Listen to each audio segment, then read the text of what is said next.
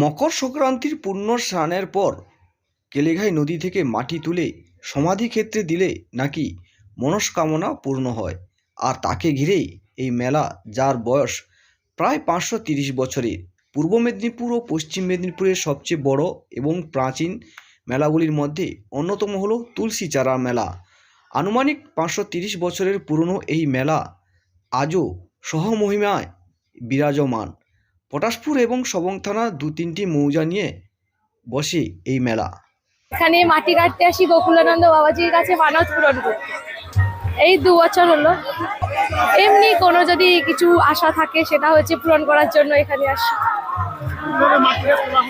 এখান থেকে 3বার মাটি তোলে ওখানে ঠাকুরের কাছে দেওয়া হয়, তারপর প্রণাম করে ওখানে ইচ্ছা জানিয়ে চলে আসি। এই তো কেলেঘাই নদী থেকে তুলি 3বার। সমৃদ্ধি মাইতি। হ্যাঁ বাবা, এই তো বাবা পিছনে, এই তো বাবা,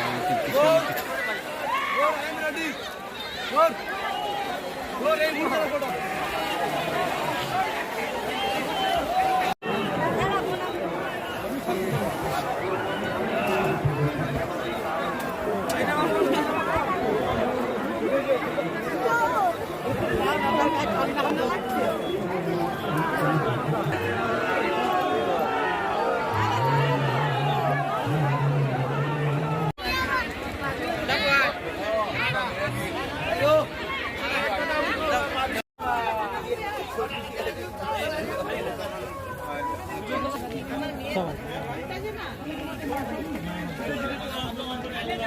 সমস্যা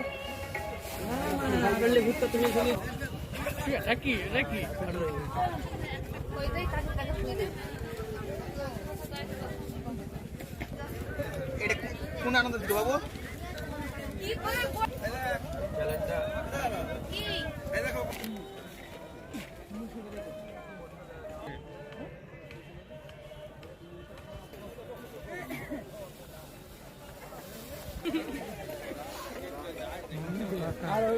না কি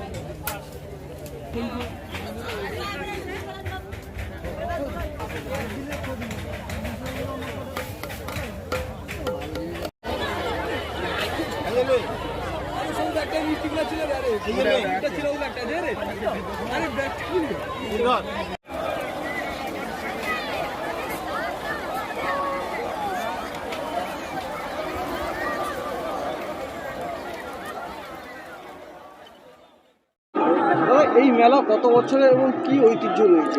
এটা 529 বছরে পদার্পণ করেছে গোকুলানন্দ গোস্বামী তিরুভাব উপলক্ষে, এবং বহু ভক্তরা এখানে আসে। ভক্তরা এসে স্নান করে এবং পূর্ণ স্নান করে এবং মাটি দেয়, এই মাহাত্ম্য আছে। এবং যারা করে ভক্তরা, তাদের মনোবাঞ্ছা পূর্ণ হয়। এই জন্য বহু ভক্তরা বিদেশ থেকে এবং বহু এলাকা থেকে আসছে। তারা আমার নাম আমি দীপক রঞ্জন দাস অধিকারী। আমরা প্রতি বছরই আসছি এখানে মনস্কামনা পূরণের জন্য। কেলেঘাই নদীতে এই দিনেই কেলেঘাই নদী থেকে মাটি তুলে এখানে ঠাকুরের মূর্তি যে আছে বা তার যে সমাধি আছে, সেই সমাধিতে মাটি দিয়ে একটা প্রচলন আছে, রীতি আছে, সেই জন্য আমরা আসছি। এই তো প্রায় ছোটোবেলা থেকেই আসছি। নির্মল কুমার মণ্ডল।